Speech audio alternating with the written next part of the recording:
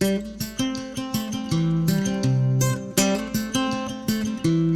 am making an extremely unusual chaat today, which is actually a fruit and vegetable chaat, which is extremely popular in Purani Delhi. Well, I am making Kulle Ki Chaat or Kuliye Ki Chaat. Hey guys, it's the Bombay Chef Varun Inamdar and welcome to Rajshri Food, which is your ultimate destination for 100% vegetarian recipes. Let's begin.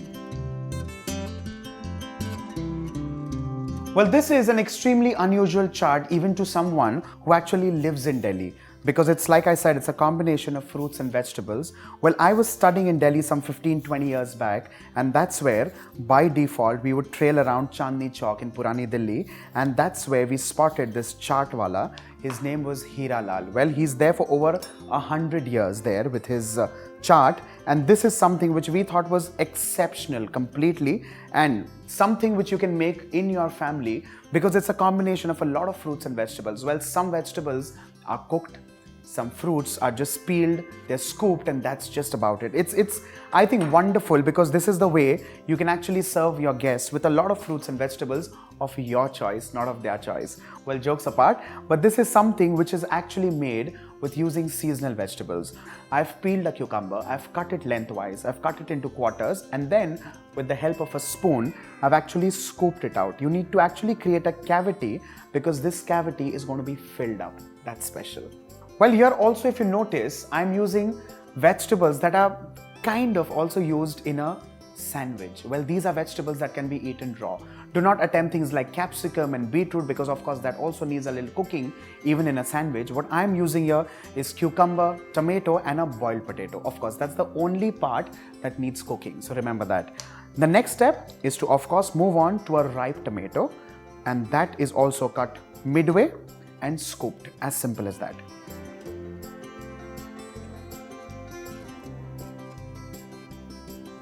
The next is a boiled potato. Well, you can also use a roasted potato or a steamed potato, but nevertheless, that's upon your personal choice and preference. What you need to do is again scoop it. It's as simple as that. Let's place it here. The next one is an apple. Cut an apple into quarters. The next step is to slice off the top like so. Because what happens by slicing the top is it just gets another angle and it becomes easier to scoop that angle right there.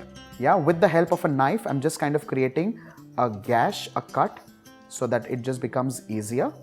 Well, you do not have to do all of this if you get squat apples or baby apples. But again, if you do not get them, this is the trick. Let's scoop it. Well, so that's a scooped apple. Now, apple is a fruit that generally tends to oxidize or tends to turn darker or black in color.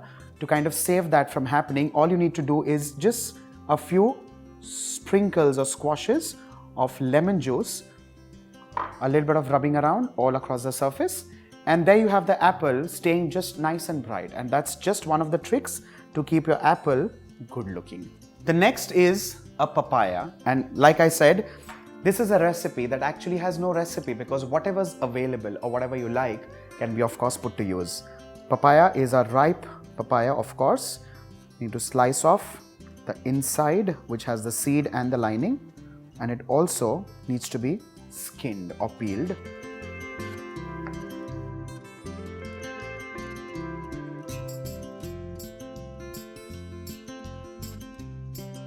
Let's move on to the next one, which is orange. Let's cut that into a half. And then you just need to give it an incision and peel off the orange, keeping the rest of the orange intact because you don't want that to get damaged at all. Well, similarly, only and only if you have a sharp knife can you actually scoop this out, but otherwise if you do not want to, you can just leave it at that. What you can do is create a gash like so and scoop out just a little.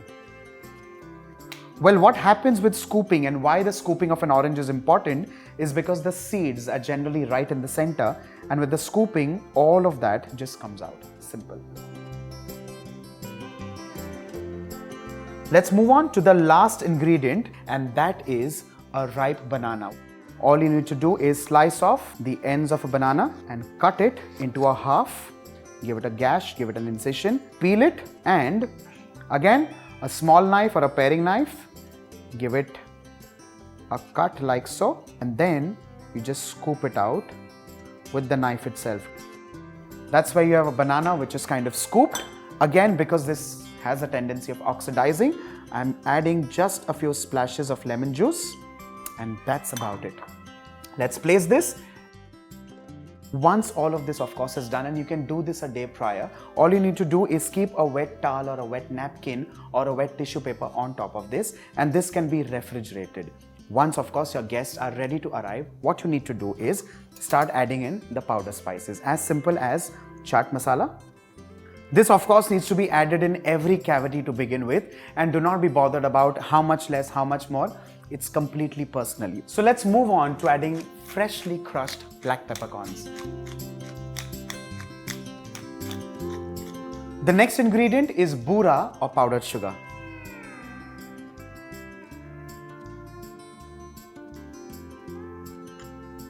The next ingredient is cumin powder. Well, this is also roasted cumin powder. Salt.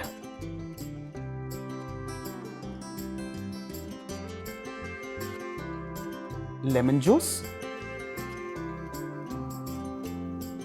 and with the spoon itself I'm going to stir all of this wonderful juice that has now been created in the cavity. Let's stir all of this. Everything gets combined, and finally it's also a self-garnished salad, by the way. So when I say finally, I mean it, because this is going to be of course the final ingredient, and that's actually a combination of Kabuli chana along with pomegranate or anardana.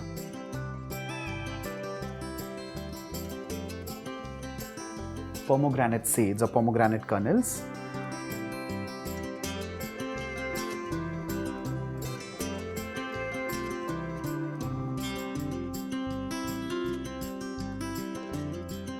With this, our Kulle Ki Chaat or Kuliye Ki Chaat is done and ready. And for more such quick, simple and easy recipes, stay tuned.